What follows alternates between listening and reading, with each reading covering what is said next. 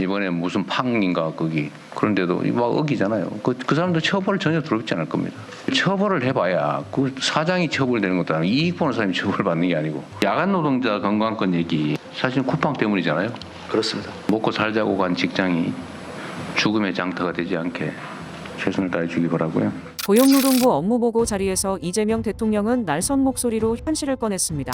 현안은 야간 노동입니다. 밤 10시부터 새벽 6시까지 50% 임금 할증에 붙는 위험의 시간대. 사실 이 논란 쿠팡 때문 아니냐, 심야 노동체계와 규제 방식을 다시 보자고 말했습니다. 대통령은 경제형벌 합리화 TF를 향해서도 속도를 내라고 직설적으로 주문했습니다. 돈 벌기 위해서 법률을 어기는 경우 이익 보는 사람이 처벌받는 게 아니고 실무 책임자는 5에서 6년씩 걸려 처벌받는다. 경제범죄엔 경제적 부담을 지워야 한다. 이재명 대통령은 다시 한번 최근 논란을 일으킨 기업을 겨냥했습니다. 규정 어기고도 두렵지 않은 곳, 그런 곳은 문제다. 이어 포괄임금제를 청년 노동 착취의 통로라고 규정했습니다. 기업이 비용을 줄이는 방식이 누군가의 시간과 건강을 갉아먹고 있는 현실입니다. 이에 대해 노동부는 출퇴근 기록 의무화, 오남용 방지 대책을 밝히며 대응에 나섰습니다. 산업재해, 야간 노동, 포괄임금제, 서로 다른 문제 같지만 결국 하나의 질문으로 이어집니다. 일하다 죽는 사회, 계속 용인할 것인가? 대통령의 한마디는 무거웠습니다. 직장에서 누군가 죽거나 크게 다치면 그 집안은 망합니다. 그 말은 오늘도 새벽 노동 현장으로 향하는 수많은 사람들의 현실을 비추고 있습니다.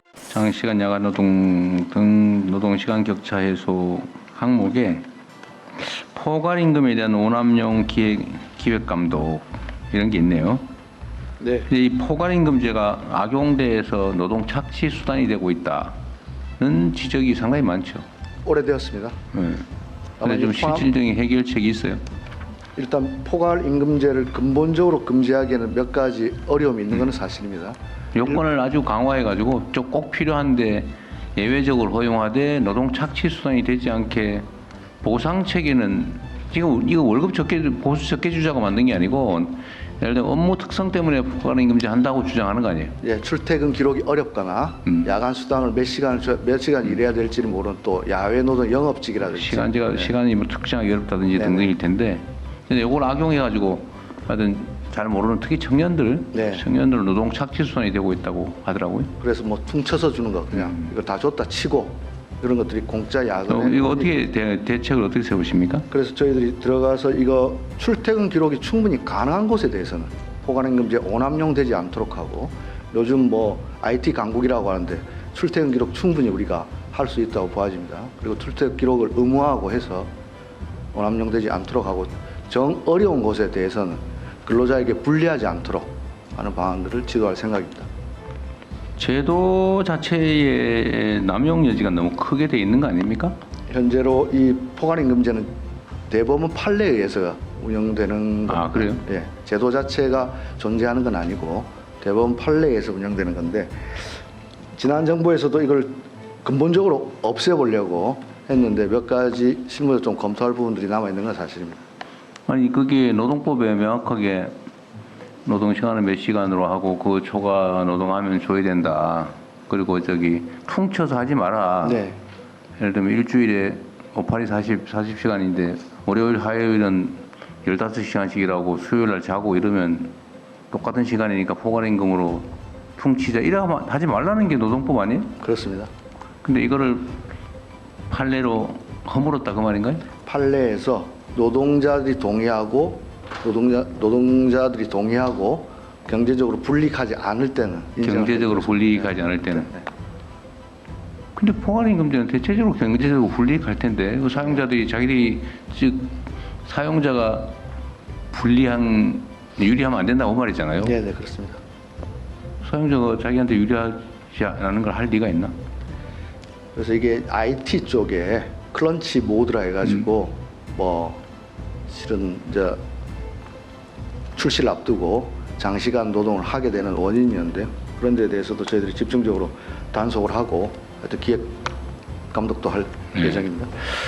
제도적으로 만약에 법으로 만들어놨는데 법원 판례가 좀 유연하게 만들어가지고 법률의 취지가 위반될 것 같으면 그렇게 못하게 법으로 확정을 해놓으면 예를 들자면 판례가 있다 하더라도 판례가 절대 법은 아니니까 법률 밑에 있는 거 아닙니까? 그렇습니다. 법률을 명확하게 포괄 임금제에 대해서 아예 규정을 해버리는 것도 포괄 임금제를 금지하면 제일 좋습니다. 예. 근데 금지는 현실적이지 예. 않으니까, 예. 그러니까 포괄 임금제를 하는 가능한 경우를 아주 세세하게 예. 정하고, 만약에 법으로 개정하는 게 어려우면 노동부 지침을 만들 수도 있잖아요. 예를 들면 사용자에게 출퇴근 기록을 의무화하게 하면 뭐 이런 것들도 줄 수 있는 그러니까 방법들이 있습니다. 하여튼 노동부에서 지침을 만들든지 입법을 하든지 해서 이 힘없는 청년 노동자들 노동 착취당하지 않게. 각별히 살펴보겠습니다. 이게 진짜 이거 뭐 이런 것까지 일어나 몰라. 옛날도 아니고 제가 맨날 기업인들한테 하는 얘기도 이런 식으로 임금 착취해가지고 무슨 국제 경쟁을 하겠습니까? 네. 예? 임금 쥐어짜 가지고 수익을 내야 될 정도다. 임금을 쥐어짜지 않으면 수익을 내기 어렵다. 그러면 그 사양 산업 아니에요? 그거? 최근에 그 유명한 어떤 카페에서 또 젊은 청년이 과로사 하셔서 문제가 되었는데 카페에서요? 카페가 아니고 그걸 이제 뭐 특정 회사 뭐 이미 언론에 많이 보도됐으니까 럼베뮤라고 하는 데서도 그런 것들이 있었는데 하여튼 노동부가 이거 어쨌든 좀 제도화하거나 좀 구조적으로 막는 방법을 좀 강구를 해주세요. 알겠습니다. 네. 그 다음에 그 야간 노동자 건강권 얘기 이게 네. 사실 쿠팡 때문이잖아요. 그렇습니다. 이게 원래는 밤 10시부터 새벽 6시까지인가요? 6시까지는 50% 할증하게 돼 있는데 정상임금의 50%. 예. 나이 몇 살 이하가 아니면 뭐 하는 거는 허용이 되는데 야간 노동은 연소자 임산부 네, 그거 못 하게 돼 있는데 네. 하여튼 그런 경우가 아니라면 현 법률상으로 할 수가 있는데 네. 이게 너무 가혹하고 사실 심야 노동하다 지금 많이 죽는 거 아니에요 지금? 그렇습니다. 그럼 이거를 뭐 금지시키자는 주장도 있고 원천적으로 금지하기는 어렵고요. 그러니까 심야 노동을 할 수밖에 없다면 그 노동자들의 건강권 보호를 위해서 심야 노동과 심야 노동 사이에 필수적으로 쉬어야 될 시간을 준다든지 아니면 심야 노동은 연속해서 며칠 이상을 못하게 한다든지 유럽 같은 경우에는 이런 식으로 규제는 하고 있습니다. 그 반복적으로 예를 들면 쿠팡은 내가 고용 형태를 모르겠는데 그 고용인지 개인 사업인지 쿠팡은 대기. 물류 사업장에 집하고 하는 것은 근로자이고 배송하는 노동자들은 개인 사업자 형태로 특수고용 노동자들. 하여튼 좀 새로운 노동 형태이기 때문에 새로운 규제 기법이 필요할 것 같은데 어쨌든 하나 제가 떠오르는 생각은 네. 10시부터 6시까지는 심야 노동에 대해서는 50% 할증인데 네. 이거를 12시부터 새벽 4시까지는 더 힘드니까 거기는 할증을 더 올려준다든지. 근데 개인 사업자 형태로 운영할 때는 이 노동법 규제가 안 되잖아요. 네, 특수고용 노동자에게는 적용되지는 않습니다. 그럼 거기에 대한 노동자인지 개인 사업자인지 경계가 애매한데 이게 영국이나 이런 데서는 이걸 노동자성을 인정해 준다는 거 아니에요? 일단 네. 두 가지 방법이 있는데 완전히 특수고용 노동자들은 노무 제공자라고 하는데 저희들이 추진하려고 하는 일하는 사람 기본법이라 해가지고 자영업자와 임금 노동자의 성격이 모호하다 하더라도 사실상 종속돼 있다고 보면은 이 법으로 포괄해서 보호하고 또 하나는 근로자성이 모호할 때는 지금은 근로자가 자기가 근로자임을 입증해야 되는데 이제는 근로자임을 사용자가 입증하도록 하는 그것이 이제 근로자 추정제도로 추정제도입니다. 도입을 추진하고 있습니다. 이것도 뭐 이해관계 조정이 쉽지는 않을 텐데 예, 쉬운 문제 이 문제는 아주 의제를 좀 만들고 가능한 방법을 찾고 저항이 적은 부분부터 좀 현실적인 방법을 네. 만들면 좋겠어요. 네. 이 쿠팡 문제는 그 일개 사기업의 문제가 아니라 보통 그런 사람은 저희가 잘 안 다루는데 대관, 그 정부를 상대로 엄청난 로비를 한 정치적 사건이자 네. 그런 식으로 부당하게 문제 해결을 해온 외국계 기업을 어떻게 징벌적으로 처벌하느냐 그 기준이 될 사례예요. 이런 일을 했는데 몇십억 지금 몇십조를 버는데 몇십억은 껌이죠, 껌. 미국처럼 이런 일이 있으면은 몇 조를 토해야 되는데 토하게 만들어야 하는 거죠. 그 기준이 될 사례라 계속해서 주목이 됩니다. 쿠팡 강남 비밀 사무실에서 로비 총력 박대준 대표 진두지휘. 박대준이 이제 사퇴를 했는데 그리고 이제 미국에서 진짜 놀랑머리 외국인이 왔어요. 대표로. 자, 근데 강남 비밀 사무실에서 로비 캠프를 우렸다는데 한번 볼까요? 외부 간판도 없이 운영된 강남 비밀 사무실. 쿠팡 내부 시스템에서도 검색 안 돼. 완전 비선이야. 어떻게 했대요? 박대준 대표, 조용우 부사장 등 고위 대관 라인도 근무. 수사 감찰 회피 목적 업계 의심. 정부도 전면 조사 착수. 자, 여기서 조용우 부사장이라고 하는 선수를 우리가 주목해야 됩니다. 사실 여러분들이 이미 다 아시겠지만 쿠팡이 로비의 전당이야. 그래서 뭐 검찰도 그렇지만 지난번 사실은 상설특검 시작된 것도 이 로비 때문에 시작된 거 아니겠습니까? 네, 그렇죠. 근데 그것도 이제 어미준이 까라 해서 다 이제 그 수사가 돼야겠습니다. 검찰 라인의 로비 세력들도 중요한 거는 정무적 로비, 그러니까 국회 대관 로비가 되게 심했거든요.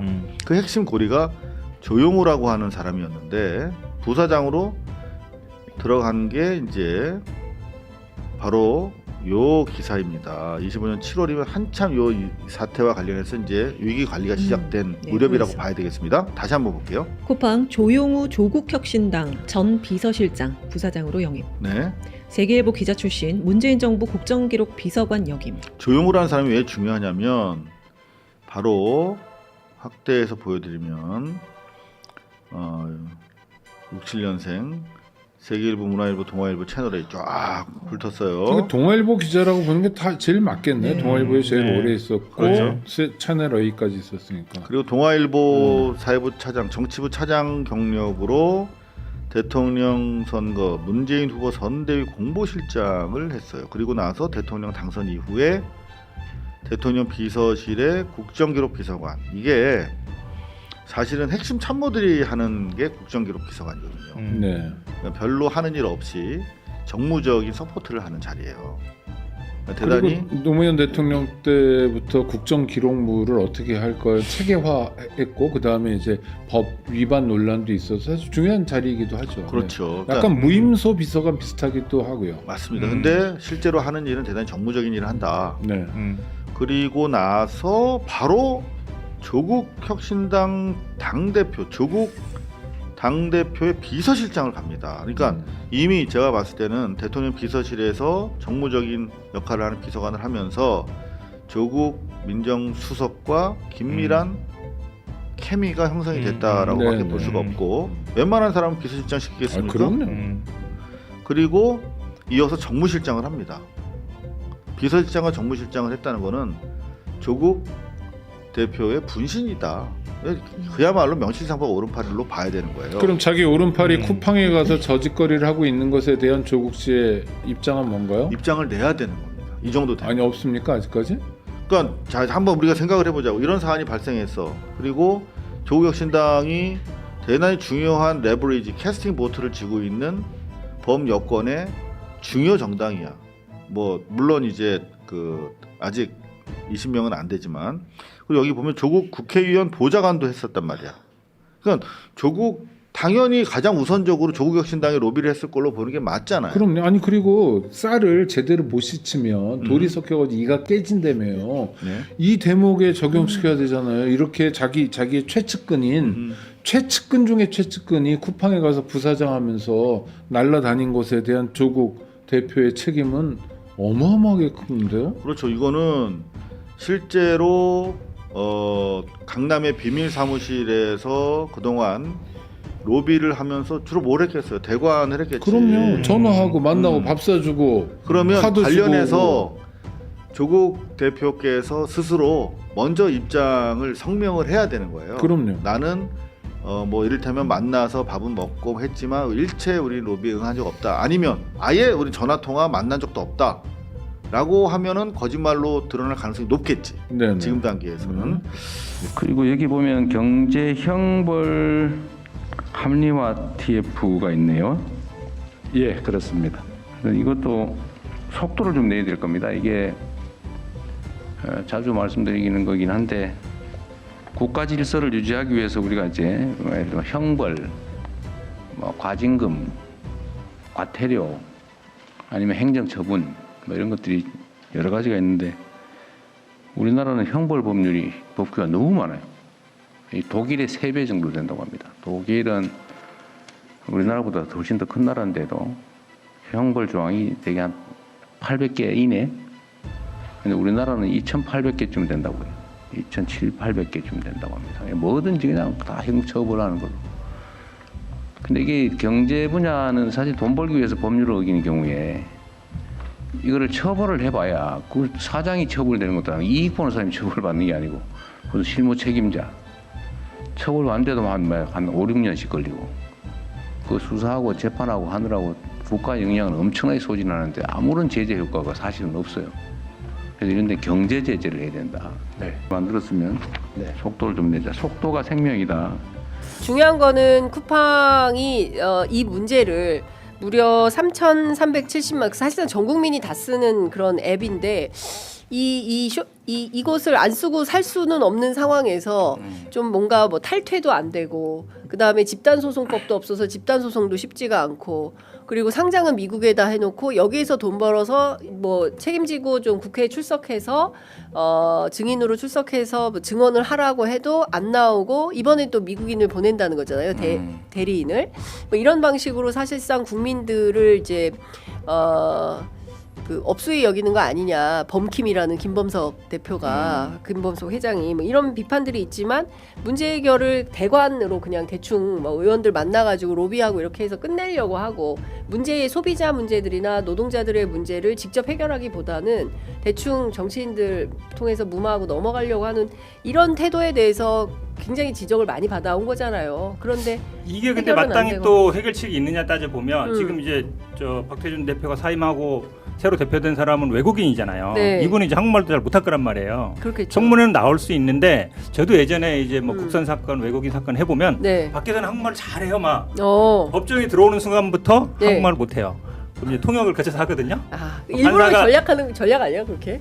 그럴 수도 있죠. 네. 근데 판사가 얘기하면 통역이 건너고 통역이 건너서 오다 보면 2단계를 건너야 되잖아요. 네. 그러면은 안 돼요, 대화가. 왜냐하면 사실은 그쵸. 그리고 사실은 통역해서 얘기를 해도 또 못 알아들은 척 짐직하거든요. 그러면 사실은 청문회 나와도 거의 대부분의 시간은 통역하다 가버려요. 예. 그러니까 어찌 사실 보면은 청문회 하나 많아요. 그러니까 걱정이다. 뭐 저는 이제 뭐 외국 국적의 대표도 뭐 다른 데에 회사도 있고 그러니까 뭐 올 수도 있고 뭐 그거는 문제가 아닌데 이게 저는 가장 큰 핵심의 문제는 최근에 그 한국일보 칼럼을 굉장히 좀 재밌게 감명 깊게 읽었어요. 제목이 쿠팡과 MBK의 국적을 묻는 이유 정영호 논설위원이 쓴 거예요. 네. 예를 들면 이렇습니다. 김범석이 이 나스닥에 쿠팡 상장할 때 뭐라고 했냐면은 한국인들의 창의성이 한강의 기적을 만들었다. 중국 알리바바 이후 최대 외국 기업의 기업 공개는 한국 성공 스토리의 증거다. 이런 얘기를 했거든요. 그 MBK의 이제 사모펀드 한국 사모펀드 네네네. 김병주 대표도 그 외국인이거든요. 그러니까 이제 검은 머리 외국인인 거 쉽게 그쵸. 얘기하면은. 예. 저는 어린 시절 미국으로 이민을 갔지만 제 뿌리는 항상 이곳 서울 서대문구에 있다. 제가 받은 혜택을 한국의 젊은이들에게 돌려주고 싶다 이러면서 뭐 300억 원 정도 기증도 해서 도서관 짓느라고. 네. 그러니까 돈 벌 때는 한국인이다가 책임질 때는 갑자기 외국인이 됩니다. 돼. 예, 김범석은 갑자기 예. 저는 지금 뭐 어디 대표가 어디 있는지도 모르겠다고 이런 예. 얘기하고 지금 어디 숨어버렸고. 그렇죠. 김병주도 그 홈플러스 메가가 할 때 예.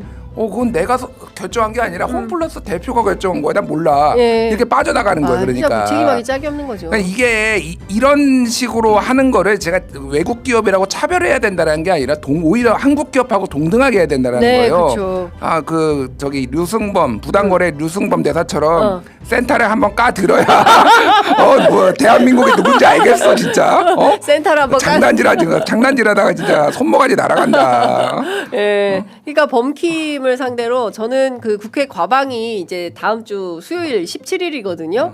저는 조국혁신당의 이혜민 의원이 그 구글 출신이잖아요. 그래서 그 화려한 영어 언술로 그 미국인 대리자를 그냥 제대로 한번 박살을 내주기를 좀 기대를 합니다. 그렇긴 예. 한데 문제가 그 영어로 하면요. 네. 우리 한국인들이 또 못 나는 알아듣기 거기 때문에. 그 위원장님이 또 못 알아듣기 때문에 네. 그 통역을 또 해야 돼요. 또 해야 돼요. 그렇죠. 어차피 해야 하기 때문에 네. 사실은 똑같아요. 그래서 똑같아요. 저는 오히려 예. 이분이 나오면 면피를 줄 가능성이 있어요. 한번 했다. 한번 했다. 아니 국내 대표가 와서 했는데 네. 왜 그럼 자꾸 미국 국적의 의장을 부르려고 하냐라고 네. 할 수 있어서 어. 같이 나오면 모르겠는데 네. 한 명만 나오는 거는 오히려 저기가 보기에는 좋지는 않은 거예요. 네, 그 법률적으로 현 변호사님 그러면은 이 김범석을 어떻게 해야 국내로 데려와서 일단은 우리나라 사람이 아니잖아요. 제가 보기에는 아마 소환장을 보내도 송달이 됐을까 싶어요. 일단은 외국 국적이고 네. 또 우리나라 대표가 아니라 미국의 그 회사 지주회사의 의장이잖아요. 예. 그러니까 우리나라에서는 부를 권한이 있는지 자체가 조금 애매해요. 사실 법적으로는. 법률적으로. 그러니까 지금 말씀처럼 예. 미국의 지주회사 만들고 예. 그 지주회사가 우리나라 쿠팡을 지배하는 구조로 되어 있는 거잖아요. 네, 네. 그러니까 그다음에 국적도 미국인이고 예. 이게 애매해요.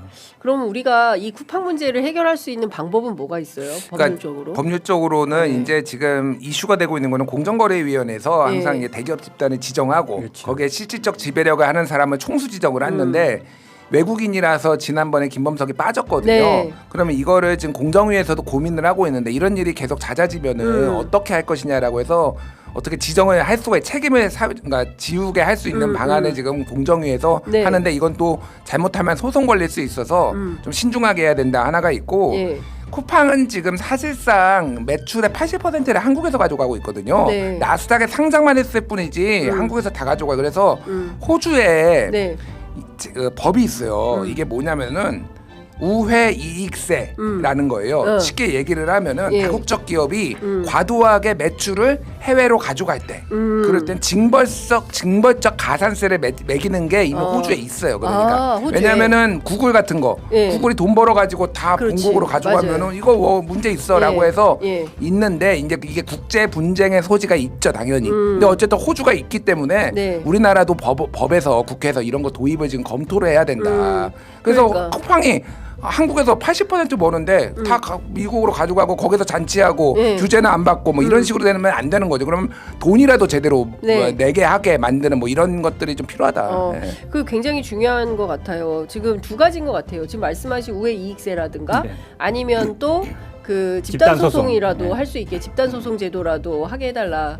이 두 가지인데 국회에서 이걸 좀 해야 되는 거 아니에요? 맞아요. 민주당 그러니까 주도로? 집단 소송제라는 게 뭔지 아시겠지만 한 사람만 소송해도 네. 쫙. 회원이 되면은 다 받는 거거든요. 예. 그게 사실 우리나라도 뭐 증권의 그렇습니다. 범죄에 대해서는 있는데 예, 예. 거의 실효성이 없어요. 거의 된 적이 없어요, 절로. 그 다음에 우리나라 손해배상 아시겠지만 예. 이 개인정보 유출돼도 10만 원 내외예요. 인정되는 소송 이 자료로. 네. 실질적인 손해를 입증해야 되는데 그게 또 어렵거든요. 예. 내 정보가 뭐 범죄에 이용되는지 내가 어떻게 입증해요? 그렇죠. 불가능하죠. 예, 예. 근데 10만 원 하면은 뭐 임직대 10,000원, 변호사비 주고 이러다 보면 손해 떨어지는 돈 얼마 안 돼요. 아 진짜. 그러니까 사람들이 거의 소송을 안 해요. 아. 그러니까 기업 입장에서는 뭐 재판 걸려도 별 걱정은 안 하는 거죠. 아. 미국에서 만약 이런 일 벌어지면 회사 망해요. 몇 조씩 물어줘야 되거든요. 예. 우리가 뭐 언론에 대한 뭐 명예훼손에 대해서 징벌적 소송하자 그러는데 미국은 다 있거든요. 네. 근데 사실은 이런 집단 소송제 없는 나라가 거의 없어요. 음흠. 대부분의 선진국은 미국만 있는 게 아니라 네, 대부분 네. 있습니다. 예. 이게 사실은 예방 효과가 굉장히 커요. 잘못하면 회사 망하겠네 하면 어떻게 이렇게 하겠어요. 그렇죠. 예. 근데 이렇게 쓰는 돈보다 예. 대관 업무 사람들 영입해가지고 예. 그 사람들 월급 주는 게 훨씬 싸니까 그렇죠. 그렇게 하는 거예요. 예. 10명, 20명 고용해봐야 뭐 1년에 1, 20억인데 예. 이거 뭐 물어주는 거는 얼마 안 되니까. 예. 그러니까 사실은 예. 경제 논리로 가는 게 저는 맞다고 봐요. 이런 일이 벌어지면 회사가 네. 거의 뭐 부도날 뭐 망할 망하게, 정도가 예. 되고 예. 사실은 대관 아무리 해봐야 소용없다고 없다. 되면 예. 신경 쓰게 돼 있거든요. 예. 그러니까 그 방향 지금 가는 게 이재명 맞는 것 같아요. 대통령이 그렇게 하라는 지시 그렇죠. 아닙니까? 네. 공정위를 통해서 조사하라는 게? 그러니까 징벌적 손해배상제는 이제 우리나라가 기본적으로 약간 대륙법에 기초한 게 많기 때문에 이게 영미법에 좀 더 기초한 제가 변호사도 아닌데 현 변호사 만주 변호사다. 만주 변호사. 그래서 이게 우리나라에서는 잘 적용하는데 100배 상제 같이 몇 배 제한 이런 네. 식으로 좀 더 많이 적용이 됐는데 이거를 어쨌든 좀 많이 올려야 되는 건 맞고 미국은 어느 정도냐면은요 네. 개인정보 유출 문제잖아요. 네. 예를 들면은 페이스북이 캠브리지 애널리티카 뭐 스캔들이라는 게 있어요. 네. 그래서 데이터를 악용해서 2016년에 뭐 그 컨설팅 업체한테 이거를 페이스북 데이터를 넘겨가지고 이게 문제가 됐단 말이에요. 벌금을 $50억 받았습니다. 한 7조 원 가까이. 아, 야, 페이스북이. 페이스북이. 예. 그리고 이거 다 냈어요? 다 내죠. 그럼 뭐 어떻게 안 내야지, 내요? 어떻게. 에퀴팩스라는 데가 있는데 신용평가사예요. 네. 이게 2017년에 개인정보가 1억 4,700만 명께 유출됐거든요. 미국의 연방거래위원회에서 7억 달러, 한 9조 5천억 원 정도 벌금 야. 때렸어요. 그러니까. 예. 그러니까 이런 데예요. 미국은. 그러니까 이 개인정보에 대해서 굉장히 민감하게 생각하고 그러니까 그 소위 말해서 글로벌 IT 기업들이 매출액의 1%를 투자를 해요. 네. 보안에. 왜냐하면은 이런 일 우리는 맞으면은 보안도 거의 막 엉망진창이잖아요. 쿠팡은 지금 데이터상으로 보면은 예. 자기 매출액의 0.2%만 투자를 했습니다. 보안에다가. 그러니까 근데 투자를 우리 안 한 쿠팡 거예요. 말고 그러니까. 다른 회사들도 다 그렇잖아요, 대체로. 근데 쿠팡이 더 낮아요. 더 심하게. 예, 제일 심하게 낮은 편이에요. 예. 이런 그 매출액 규모로 봤을 때, 그러니까 그냥 안이하게 보다가 이렇게 된 거예요. 아, 보통 심각한 게 아닌 것 같고요. 근데 어쨌든 이거 해법은 정치에서 내야 될 그렇죠. 수밖에 없을 네. 것 같아요. 입법을 통해서 그렇죠. 쿠팡 같은 회사가 이익 보고 먹튀하는 과거에도 많이 있었잖아요. 근데 더 이상 이걸 기업 봐주기, 이게 무슨 기업하기 좋은 나라, 이렇게 좋은 나라가 어디가 있나. 제가 그 일단 소송 중에 제일 유명한 소송이 용인 경전철 주민 소송이잖아요. 한 네. 12년 했는데 네.